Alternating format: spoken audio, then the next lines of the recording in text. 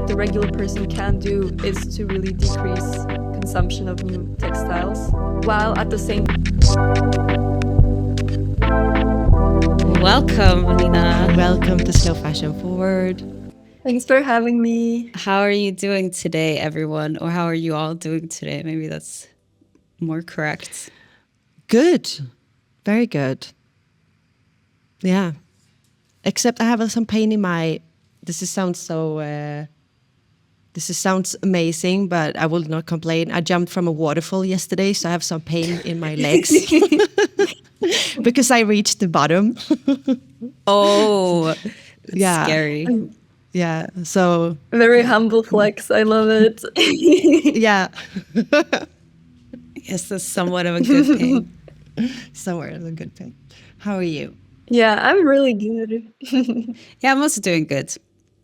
Doing good. I'm excited for this episode. Me as well. Finally. Yeah, finally it's happening.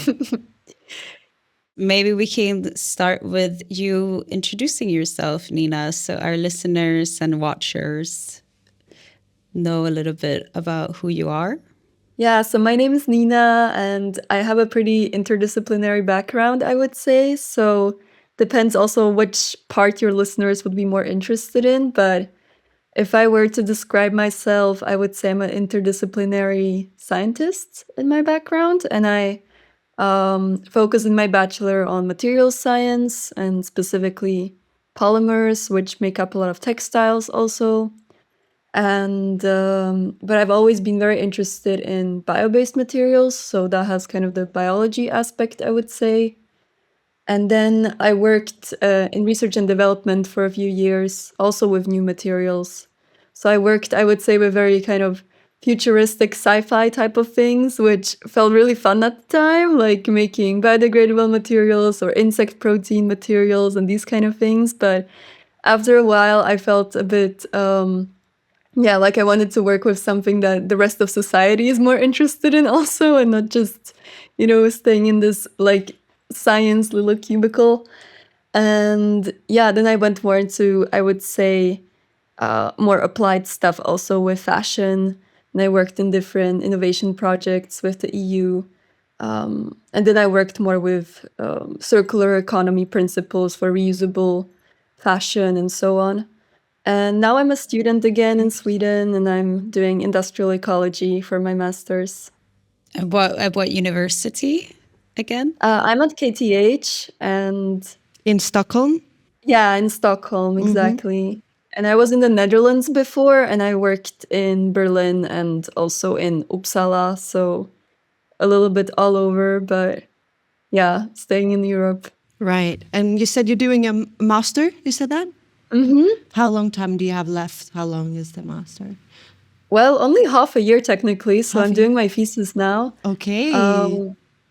Yeah, so it feels like it went by super fast. And I know that you're also a student, right, Sandra? Yes, I am. Actually, I have a little bit more than a half a year, but I'm graduating here in June. And then I have my graduation project until December. Okay, and will you stay like abroad for your whole duration? I am not sure yet. My plans changed a little bit the last couple of months, but I think I'm going to go home to Copenhagen for a while, and then we'll see what happens. It also depends of the collaborations I'm going to do for my graduation project. I'll keep you updated. Cool. Yeah. Yeah, we're all pretty international despite... Yeah, because I lived in Stockholm as a kid, actually. Oh, really? I didn't know this. Yes. Yeah, so I lived in Sweden for a few years and I learned Swedish then, but I would still say my preferred communication is in English. Crazy. So you do speak Swedish then, or? Ja, jag förstår svenska. Oh, wow. Crazy. Oh, cool. Yeah. Crazy. So, I mean, now I kind of want to switch over, but obviously the podcast Yeah, me too. English, so. But then honestly, I feel like my kind of professional communication is still better in English, so yeah. Yeah, I mean, I can relate to this as well, I would say. I mean, you can definitely express yourself differently. I mean, yeah. Would you say that you express yourself better in English than Swedish, Ebba? I mean, I feel I express myself quite bad in general. I was going to say I just say a lot of stuff, Wow, but you're not, Ebba. You're very good, like public speaker. no, but I mean, like my vocabulary, I feel can be a bit simple sometimes in both languages. But there I feel with Swedish, because I think it's your mother tongue, it feels a bit more sophisticated to speak than English. I can feel English sometimes is very basic, if you guys get what I mean. Yeah, I have that with Swedish. But The what's your other way mother around. tongue then, Nina? Slovak. I'm As from Slovak. Slovakia. Crazy. But I wouldn't say I speak eloquently in Slovak either. I think honestly I stick to English. I feel like I love languages, but I sometimes feel when you speak a language, because now I'm learning more and more Spanish, I kind of forget how to speak in Swedish properly. Do you have this It same happens. experience? Like not finding word and not finding the proper word or the academic words for it. It makes your brain, I feel, very mixed. Something inside just gets a bit scrambled, I feel, for myself. That's also what I meant with like expressing yourself, because I feel like since I have so many languages up here, I feel sometimes you don't really, you come with what you're saying, you come off maybe different from what you actually meant. Yeah, for sure. But I think mainly international people can understand this, because you learn to like somehow see between the lines of what you actually are meaning. Do you guys get what I mean? Yeah. A bit more metaphorical, yeah. But one thing I had to ask there, what exactly is insect protein materials? Yeah, so this was a startup that was working on, like, I don't know how how much you know in general about insect food and stuff like that, entomophagy, like people who are into eating insect proteins as an alternative. It was kind of, I would say, a fad in the 2010s or so, because I did my high school in Belgium, and in Belgium it was a huge thing. Like people got really into eating insects for a while as an alternative to Really? animal protein. Oh, wow. And I was just into researching that also because of the Interesting. potential sustainability benefits it has to just reduce also land use, water use, chemical use, because insects can feed on our compost, for example. But I would say still it's best to avoid also insects if possible and just stick to plant-based from a sustainable Ah, perspective. really? That's Oh, nice to Yeah. hear.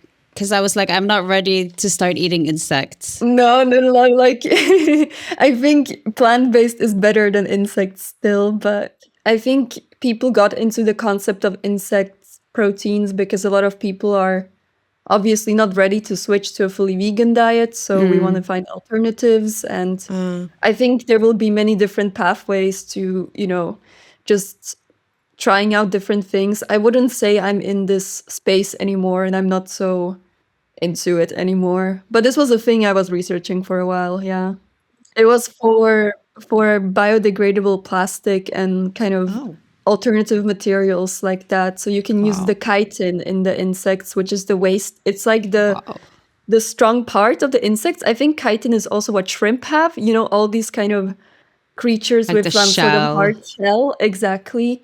So I was working with extracting the protein from it and Ah. using the chitin as the waste material to create other materials, kind Wow. of. But Wow. yeah, it was, as Sounds I very said, very scientific. sci-fi, very Yeah. random. Yeah, this is so sci-fi. It's so Like cool. I'm so impressed, but I was so Yeah. disgusted at the same time that I It was like, is imagine if our disgusting. plastic bags you get in the store are made from dead insects. Like crazy. I like it though. Wow. That's really cool. Really cool. Maybe leather. Yeah, maybe. Could It that be has, I mean, possible? chitin is kind of a tricky material. I feel like it gets attention every few years, and then people are like, oh, it's actually pretty bad as a material. Like, it's quite hard to work with, and I feel like you need to really also use a lot of chemicals to transform it further because it is so unyielding. Uh-huh. But yeah, it's a bit, honestly, I'm not researching that anymore. So Okay. I wish I could tell you more, but Well, we put some notes down here that you have some background in textile circularity and LCA, life cycle assessment. Do you want to tell us a little bit more about that? yeah, so The textile circularity, I think I got more into that after I was a bit done with all this lab work and all this very high tech type of materials. I wanted to move a bit further into something a bit more holistic, I would say, that also deals more with human behavior. Because I was really frustrated for a while how all these kind of very scientific ideas about different sustainable materials were really disregarding, in my view at least, the behavioral aspect that you could, for example, create a or design this very biodegradable alternative to single-use plastic in the lab, but then you would design it and it would degrade perfectly in lab conditions, but you would not think about as a scientist, like, okay, will a consumer actually throw it out in these conditions so it can degrade?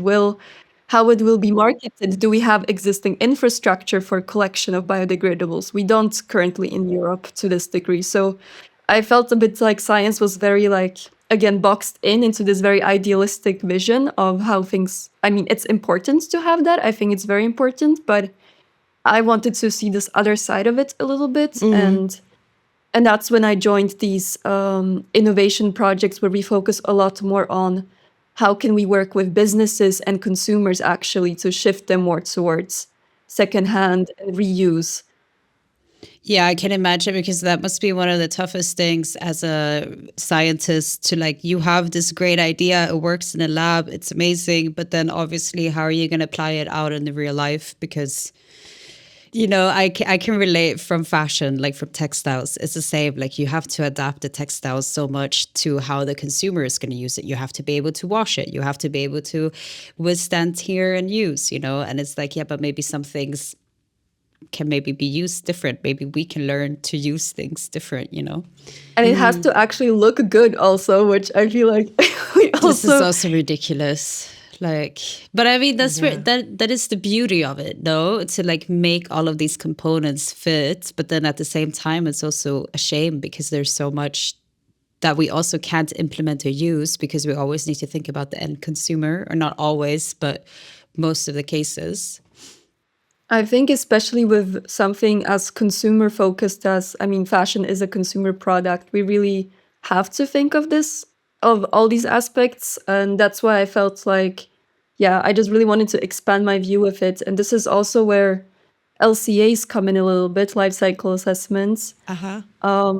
I think it's something that is really important to understand the whole life cycle of a product whenever you design it.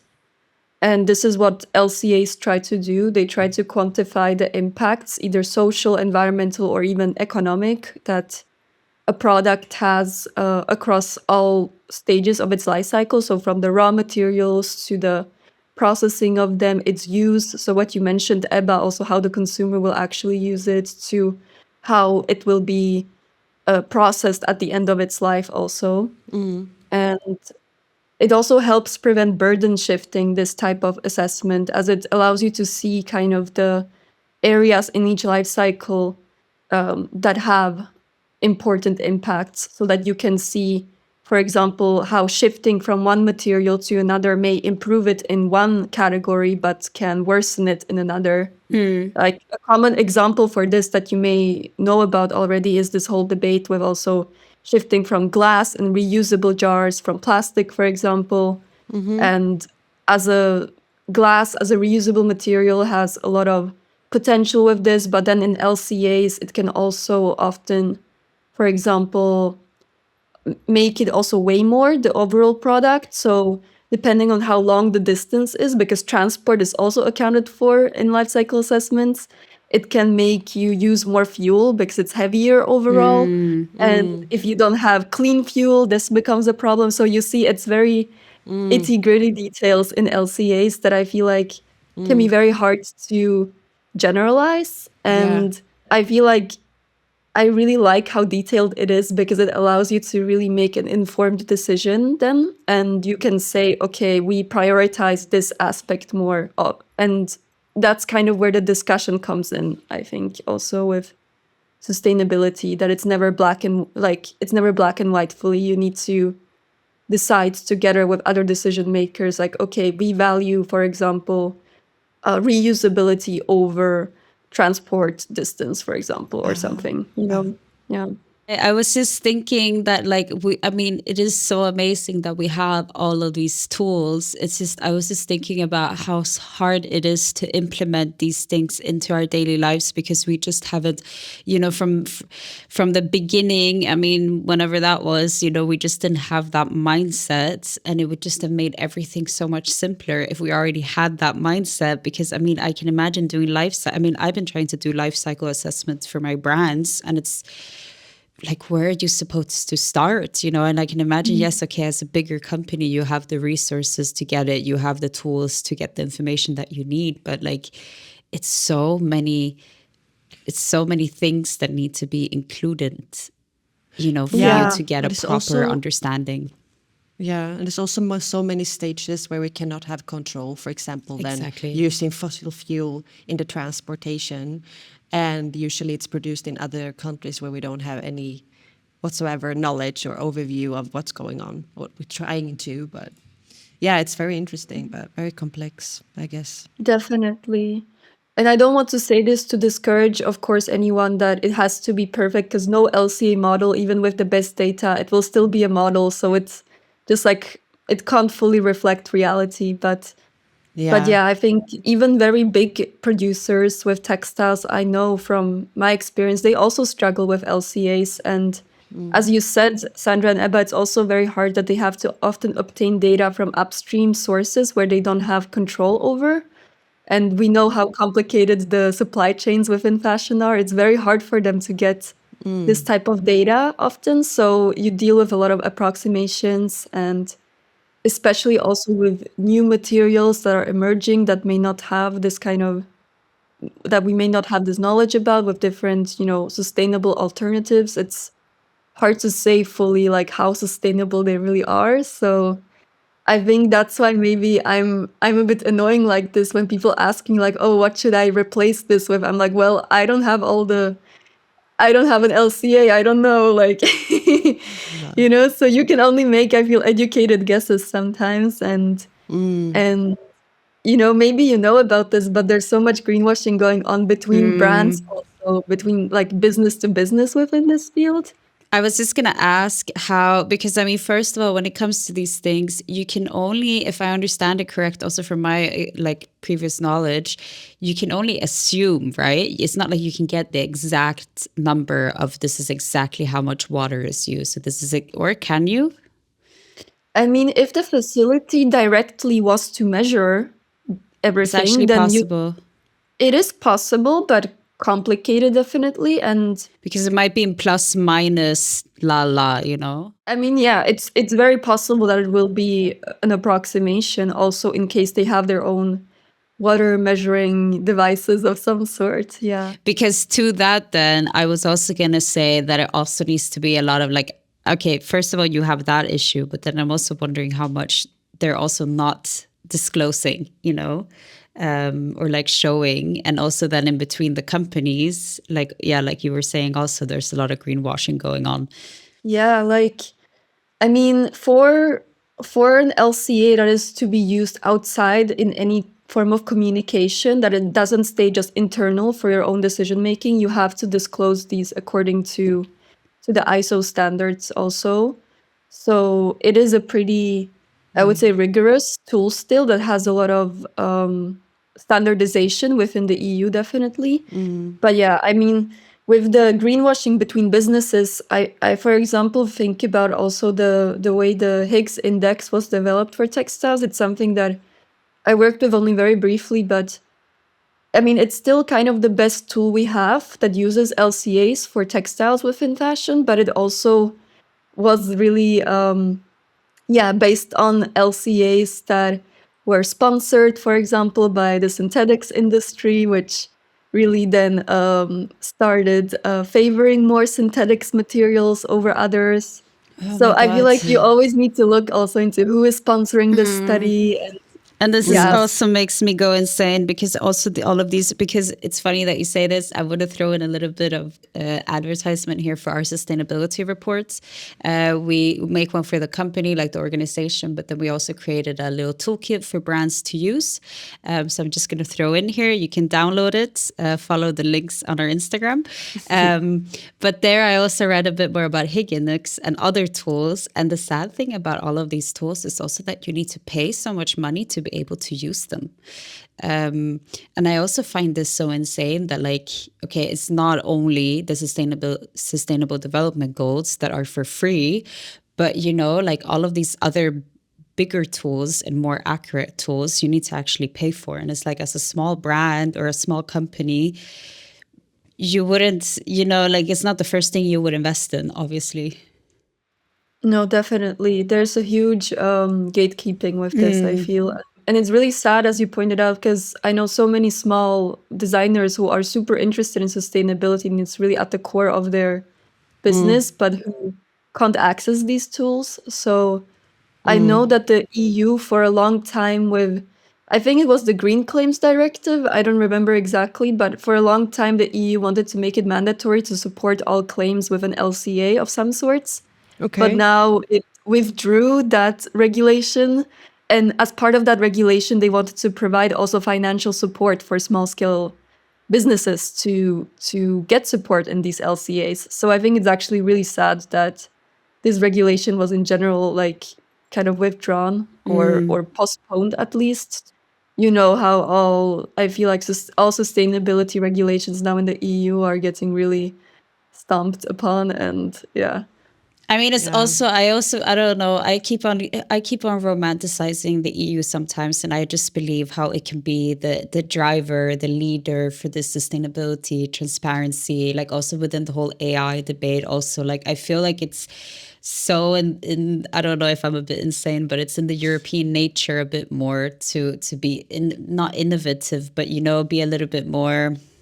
Yeah, I feel like it's our responsibility with how much stuff we produce also and consume especially. So Definitely. Yeah, yeah. that's a very valid perspective.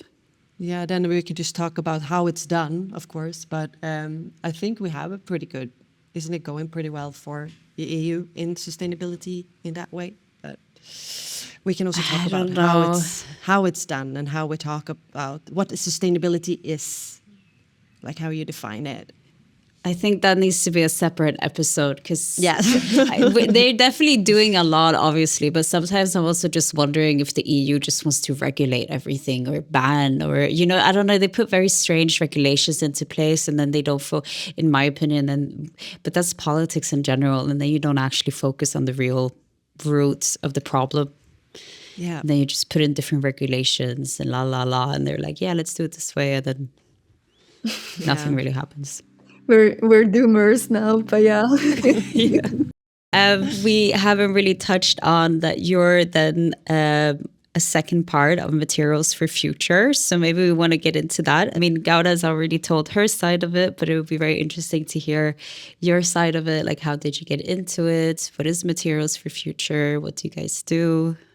Yeah, I'm curious what Guara said exactly. I'll hear in her episode, but yeah, I mean, I think it's funny. We met on LinkedIn actually, Guara, and she has such a similar background to me. We were in such a niche with our materials science background, but also mutual interest in fashion and design. And I feel like we really had this whole, cool science fashion girlies thing going on. And we're both Eastern European also, which was it's always such a bonding factor. But we met in Berlin and we both realized that since we're in such a niche, we should really do something together. And that's kind of how Materials for Future was born. We envisioned it as a collective where we can collaborate with other people like us who are kind of in between many different fields, because we realized that to tackle these kind of questions around our consumption, our use of materials, not just from a fashion perspective, but other types of materials, we really need to collaborate with artists, designers, scientists, the general public, any enthusiasts. So we just really wanted to create a space where we could keep collaborating this way. And for this purpose, we've been doing some workshops, for example, like our algae yarn workshops. And we've been writing some articles also where we interview different scientists and designers. And we've also done some micro documentaries and some exhibits. So all sorts of things. Honestly, we just try to have fun with it also and just do what we feel like in the moment with it. Yeah, it's very interesting. Do you have any projects going on at this moment? Yeah, so we have two kind of interviews coming up. One with a scientist, Cristina Palacios Mateo, who I met when I was working at the Aachen Maastricht Biobased Institute, and she has a really, really cool personal project called Kinkleid, but I'm not sure how to pronounce it yet. I will see how she corrects me. And she works a lot with rescued also textiles, because originally she was researching how you can degrade fishing nets that are often synthetic based from nylon, I believe, how you can degrade them with enzymes and bacteria. So she's Oh, a wow. microbiologist, I believe, and also scientist in this sense. And then also we're interviewing two researchers from the Kanta in Context collective, so the Kanta Manta market in Ghana, and they research also all these textile flows. They told me that they receive 15 million garments every week from the global north. So Is like the market. is this the Yeah. market where they sell where they sell like then the clothes that have come basically, or is Exactly. this the Yeah. market where they're also redoing these clothes? They've been receiving so many garments from us since decades. Like us, I mean now Europe a lot. Okay. Yeah. And but these garments have gone down in quality so much since the rise of fast fashion that now there is such a low resellability, like there's such a low value that it really has created huge environmental problems for them, as they have to dump a lot of these clothes, as they're not, you can't resell them anymore in the market. So yeah, that's a whole another topic. But for people who are curious, these are the kind of scientists and designers we try to interview to kind of to share So their interesting. views. And we learned so much from them with Guara, and it's been really cool to collaborate with these people. So it's also just a personal way for me to learn many new topics also. Definitely. Mm. But may I then ask, like, how do you use the materials after, like, the content you get after the interviews? Will you do a project of it, or what's your idea of? Yeah, so that would be very cool if we had a more prolonged collaboration. Uh-huh. But for now, we have been doing more interviews that we write up as an article, and then we publish it on our Substack for free for people to just read. And we work in a very, I would say, collaborative and co-creative way with our interviewees, that we always try to give them access to everything so that they can correct any sort of writing we do, and they can give us more resources. And yeah, I really just try to work in a way where the process is very transparent so that I don't misinform anyone. And yeah, because of course, as you know, I mean, it's a lot of work to also transcribe things like these from your work with the podcast. So we just try to always check with them also, like, hey, is this how we interpreted correctly your answer? And then, so it takes us often like a few months to create an article like this, because it's a lot of back and forth and additional research and so on. But yeah, Wow. we learned so much from it. It's been really cool. Such an important thing you guys are doing. That's so interesting. I can't wait to read this. I mean, you guys already No. have some stuff on your Substack, no? Yeah, we have a few interviews up, but I feel like, yeah, we will just keep doing this. And anyone, we have so many inspiring people, I feel like, in our surroundings that we would love to interview. So these interviews just keep coming. I just have to, always pace myself with it also. And yeah, just give everyone the time and space they need for their interview. Wow. For sure. Yeah. I mean, yeah, also this, what you're saying, I think is also so beautiful that you want to also like translate what, so there's nothing lost in translation, or that everything is actually accurate and what the guest actually said is what's coming out. I think that's also very important that you guys are aware of this. I really just try to do that because I know how frustrating it can be when, yeah, things are taken out of context. And I'll go and follow your Substack. thank you, thank you, And we will definitely link it for our listeners as well. thank you. Yeah, because I always wanted to be a writer, so I feel like this is my way of doing it a bit. That's so Cool. great to hear. So now we're getting into our questions about sustainability and future. Yeah. Like what metrics would you like to see and what exists now, maybe? Yeah, so I'm not aware of all the different types of metrics that exist. I'm sure there's so many of them, but just from my perspective, I feel like there's a lot of them that are lacking in this kind of scope that they cover. And just from a bit what I've seen also, for example, since I have such a materials focus, I feel like we really don't talk enough about microplastics. I think on an individual level, I feel like we are very afraid of it, but I feel like on a systematic level, we need to do something more.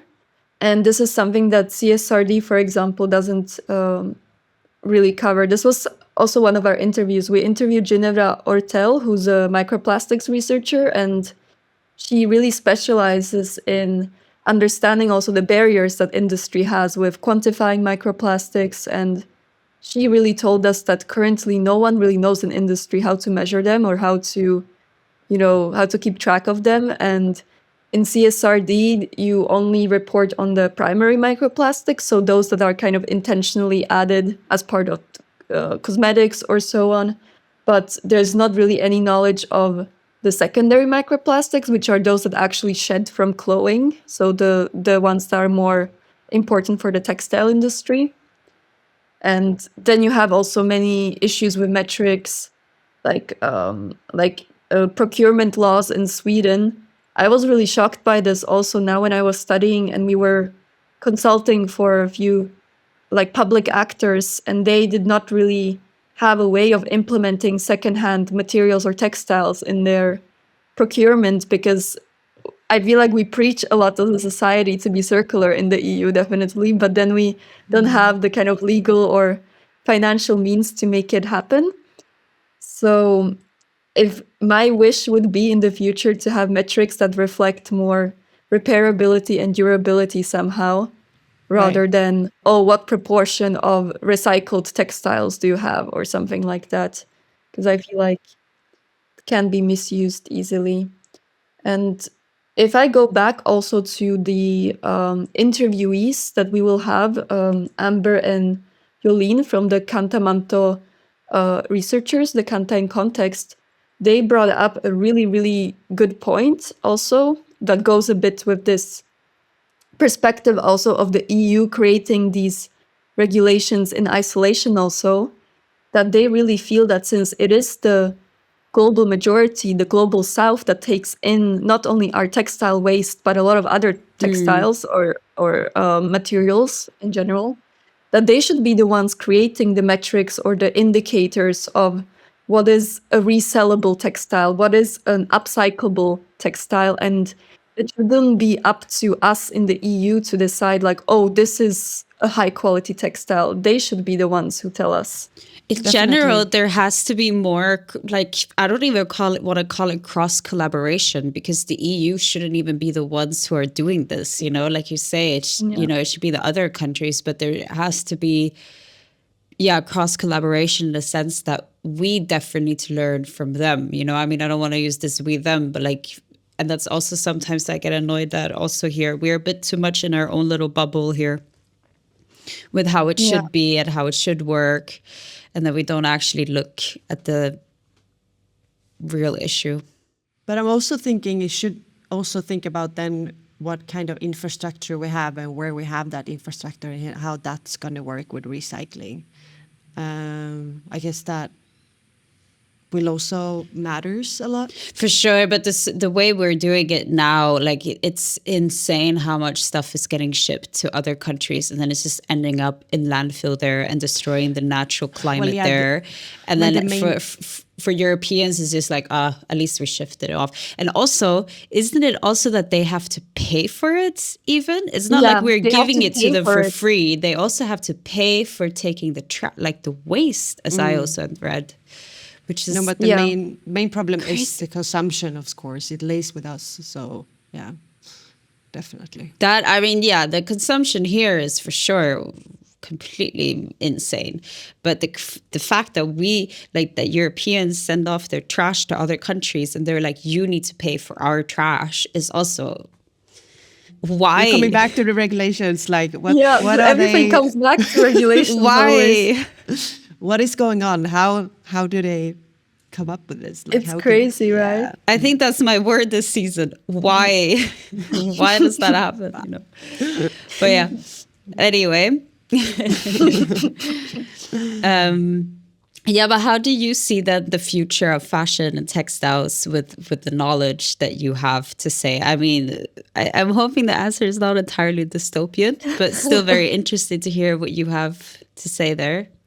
Yeah, I mean, I think this is still something that I'm really trying to form my view around, because I feel like it's been evolving since I've been 19 and I started like working more with this topic.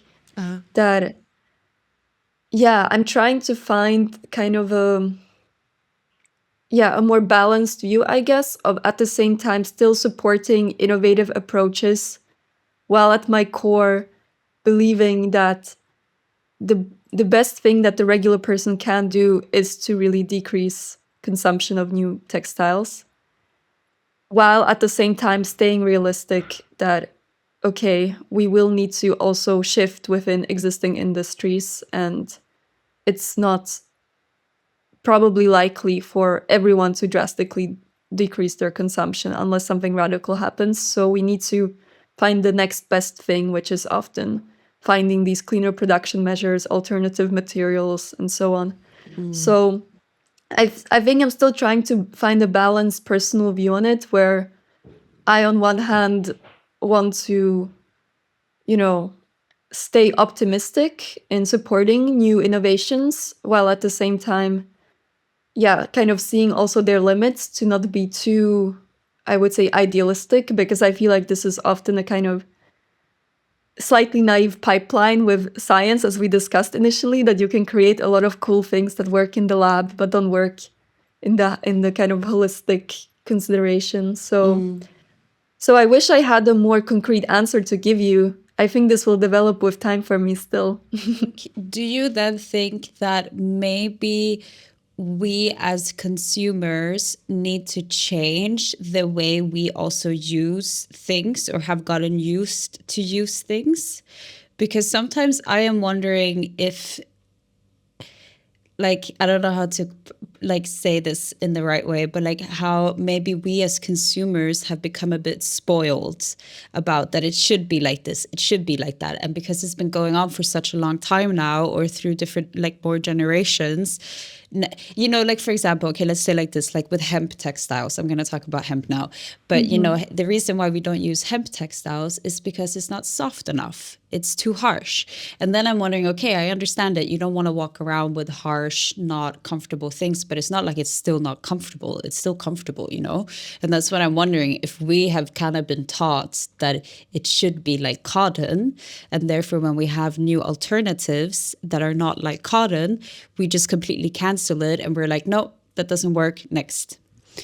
Definitely. I think the behavioral aspect is massive, definitely. And I think we are super spoiled in so many regards, definitely. Yeah, I think I would say it's not only, of course, the feel of the textiles, but we just came to expect to really express ourselves through changing fashion all the time, when I feel like we should cultivate more of an kind of more intimate relationship with what we already own, and kind of have this more almost intentional nostalgia for our own clothes and kind of the journey they went through. I'm a pretty nostalgic person in general, so I feel like maybe that holds stronger for me than other people. But I feel like there are so many ways you can reinvent yourself through your current style also, and I love doing that. Like I love thinking back through like the different ways different things my clothes went through. And that's why I think it's so cool that you organized also that swap event where people could, share the stories of their clothes also. I think that's so important. Yeah, the swap event was definitely interesting to see there what it did like psychologically also. But I'm also a very nostalgic person. Like I put too much value into all material things, and sometimes I'm wondering if that also has to do with the more you learn, the more you're like getting attached to it. So I was like thinking now it would be funny to do a study to see if that changes, because I have a feeling that maybe people that are a bit more aware of this whole sustainable or slow development, they do feel a bit more like they care a bit more maybe about their stuff. I don't know. Possibly, yeah. Beautiful. I got a really good idea here now. You gave me some inspiration. I was just thinking when we graduate here, everyone lives abroad for 1 year. Everyone talked about giving their clothes back. So I was thinking maybe I should do a swap with my colleagues here and create this social event talking about what their feeling has been this year with this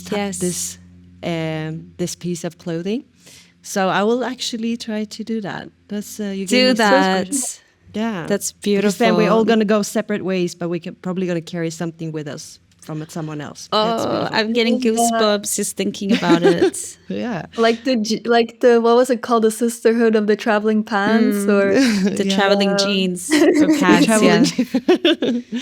I mean, yes, swap shops are really fun. I can highly recommend. Also because it's quite nice because you can kind of, I mean, I don't want to say it's a place to get rid of the stuff you don't want, but it's really nice to see that the stuff that you've like been holding on for a while and you don't know what to do with it, you can see how other people are actually really finding joy in it as much as you find joy in someone else's stuff. It's a very beautiful psychological thing going on there. definitely. It's such a sharing of memories also, and it's like the same thing like when a friend like showed me some random recipe and then I cook it, and each time I make it I think of her, for example. It's like this kind of connection. I think it's so important, especially when we are all scattered around the world, to kind of have this, I don't know what the word is for it, but when you just have this connection immediately when you see something that someone introduced you to. And we're definitely a society that needs more connection, for sure. I think that's why we definitely somehow created the society of, I want to call it brain rot, but that's not a good summary of it. But like, yeah, we really are lacking connection. And I think a lot of problems we are having as individuals is because of that. Definitely, especially in the Western world, I would say. But yes, now we're coming to the end, Yeah, no? some closing thoughts. If you have any advice on circularity without losing its creativity.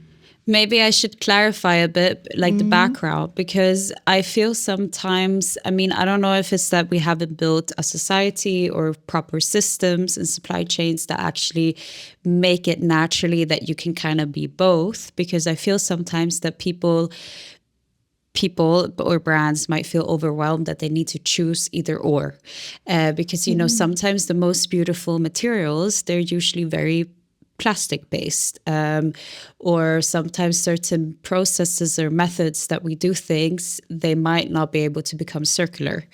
So I was curious to see there if you might have thought about this maybe, or if you've seen it in your own work, since you kind of work with both things like science and then you're also very interested in fashion and other arts.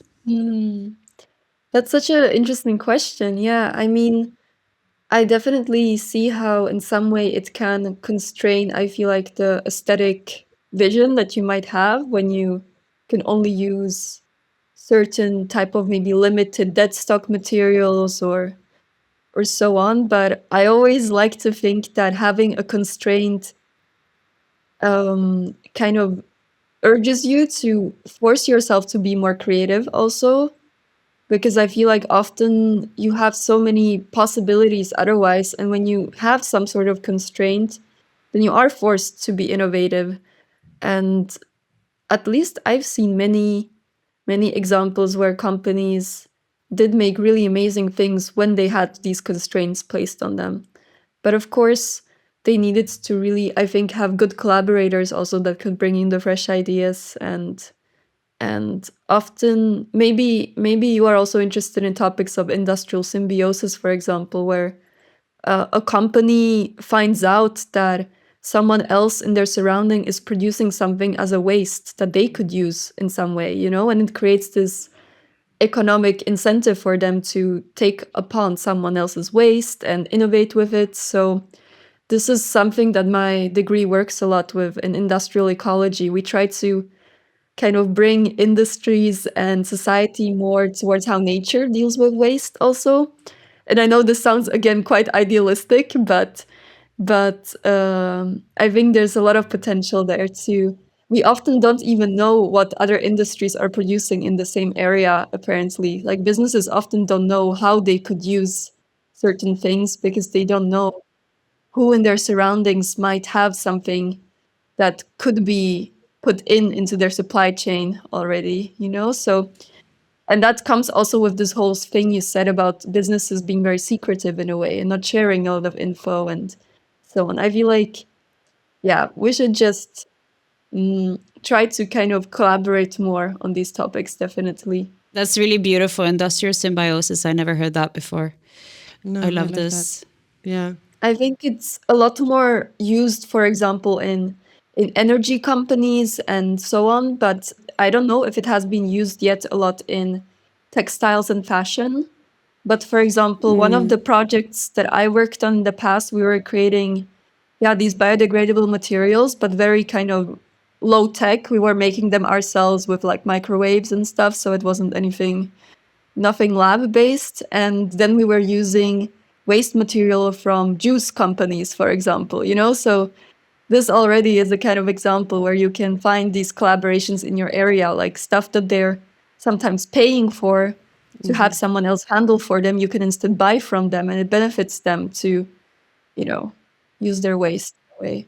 So I hope more of these will emerge in fashion and textiles also, and that this type of creativity will be celebrated. But I definitely think it's maybe a different way of viewing creativity, that it may not be the most beautiful garment, maybe. We can work on that still, I think. Yeah. But I mean, it will change. No, it always does. Look, we have new things on trend every week, more or less. So, like, I think it also it's a mindset. Also, I think once the humans start using, it's the same. If everyone would start, if to close the loop a little bit, if it would become a thing that we would actually eat insects, it would be completely normalized. Like in 20, 30 years, whatever. But obviously, if we as a complete society are like, that's insects, you can't eat insects, then obviously, yes, it's going to be weird. But it's all a perception, no? Yeah. true. It's You can market anything these days. true. I know medieval mean- core was in for a while now also. I did a medieval themed party for my friends. Imagine if compost core was in and we just all But I mean, if you look at it though, people are wearing plastic every day. They're Yeah. literally putting Yeah. plastic on top of their skin. So obviously, why would you walk around wearing plastics when you can actually Yeah. wear something that's better for you and for the environment? That's what I'm saying. Like we just do. We get definitely. taught Yeah. almost. But maybe in the future we will think back and like, oh, how could we wear that? And that will be the new norm of thinking that is so strange that we did that. I hope so. Maybe the last question here. As you and Guauda already are doing interviews, is there someone you would like to talk to? There's someone you have in mind? Ooh, I have a lot of people in mind. I would love to, at some point, interview someone from Fashion for Good, definitely. But I think that will be in the far, far future, probably. No, but I don't think so. I don't think they're too hard to No. get in contact with. Well, Guara is going to work for them now, so wink, That's wink. what she got. That's what she got at Amsterdam. Oh my god, that's amazing. I didn't know that's Yes. that's the internship she got. Wow. Oh, I didn't mean to spoil Guara's thingy now. Yeah. Mm, God, let me think. Who else would I like to interview? It's more like if you had like a dream of someone you would love to interview and you would tell yourself, oh, it's going to be impossible. So it's just more like, do you have anyone there? But I think it was Fashion for Good for me. I was super curious about them. then Yeah. Yeah. let's manifest that soon, probably. It's going to be happening. How about you? A good question. A good question. I know who you want to interview, Eva. Your Who? favorite person. Who? Fletcher? Yeah, true. True, yeah. I mean, yeah, I would love to meet her for sure and talk to her, but I would also somehow, I don't know, I'm a bit in love with Vivienne Westwood. Oh, I who would have, isn't? but I also don't know how down she would be to talk about these things, but she was a bit ahead of time, you know, that I can imagine for her, it's a bit repetitive to like, but whatever. You know, I don't know what she thinks about anything, but yeah, for sure, Kate Fletcher, I guess that would be very interesting. I don't know, actually. I have a hard time with this. This is also why I think we had a hard time with putting together exactly who we wanted to interview for this season. But I think you, Sandra, way know better. It's hard, but I would say like one of my favorite organizations is Textile Exchange, and I'm trying to get a collaboration with them. So they would probably be someone there. I'm super curious about their work also. Yeah, I like their work. And Fashion for Good, absolutely. I've been looking into them lately as well. I feel it's also so hard because they're not, I feel within this part of the industry, it's not like you have so big names like you would have, for example, oh, I don't know, I want to interview Jaden Smith because he's the creative director now of Louis Vuitton, right? If I'm not wrong. No sé. But you know what I mean? Like, it's a different thing because I definitely don't want to interview any of these people. Like, okay, yeah, it would be interesting to know how they think creatively and stuff, but like, you want to know the nerdy stuff, you know? You want to know the science behind things or why things are going the way they're going. But that's a good question. Maybe we should take that with us for next season. I mean, there's definitely a lot of like vintage queens I would like to maybe meet or talk to. There's so many different people you can interview across the whole ecosystem, I feel. And for me also, like the idea for our next interview, Gora, always comes really randomly. The person's name just pops into our head kind of. And usually it is based off of our previous collaborations, honestly, also. So yeah, I think my friends are next up probably to be interviewed. Yeah. I mean, that's also what I feel now after this season also, or this season to come, rather. I feel it's also so impressive to like, because we haven't had like any crazy big names or anything, but what people are doing is it's so valuable to listen anyway. You know what I mean? Because you all have a certain type of experience that is so valuable for this industry and for where this industry is heading, that I'm so excited to like get back to all of you again and talk to you in like, I don't know, 10, 15 years and see how all of you have progressed and developed. I think also that is really refreshing in that kind of way, that you speak with people who is not big names, because they might have even more to say. Exactly. That's what I meant before with like, I would much rather, because those people are not as easy to find. I mean, obviously everyone who is on the season, we know through personal connections somehow, because I have a feeling that people who are actually doing something, it's not like they're going out there and they're like making a big name for themselves. Like, unfortunately, some people are having in the fashion industry. Do you guys get what I mean? Yeah. Like how I feel like the attention is on the wrong people sometimes. Thank you so much for giving me this space to just yap about my nerdy interests also. I loved it. I really, really enjoyed it, and I hope to talk to you again, Nina. It's so interesting what you're doing. Yeah, I hope we all get to meet in real life. Yeah, me too. Let me know when you come back to Stockholm. Otherwise, I will be in Berlin. I will actually come. I will come soon. So I'm going to text you, Nina. Yeah, I was also going to say this summer, I was hoping that our organization will meet in Stockholm. And I hope that we could like meet all of us. It would be amazing to meet you in real life, Nina. Yeah. But before we stop, do a little shout out for where our listeners can find you, if you want them to get in contact with you, and obviously where they can follow you. Ooh, yes, good point. So we're on Materials for Future on Instagram and on LinkedIn also, and on Substack also. So we have 3 different platforms. We have a YouTube, but please don't follow that one. There's nothing there. Everyone follow. But yeah, I would say if you're mostly interested in like the written content, like these different interviews we've been mentioning, then that's on Substack definitely. And for our events, our Instagram is the best, I would say. Amazing. Yeah.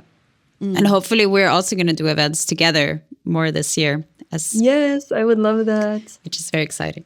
Yeah, so keep an eye out. Yes. Thank you, Nina, you. for being Thank here. you so much. Good Bye. night. Thank you. Bye.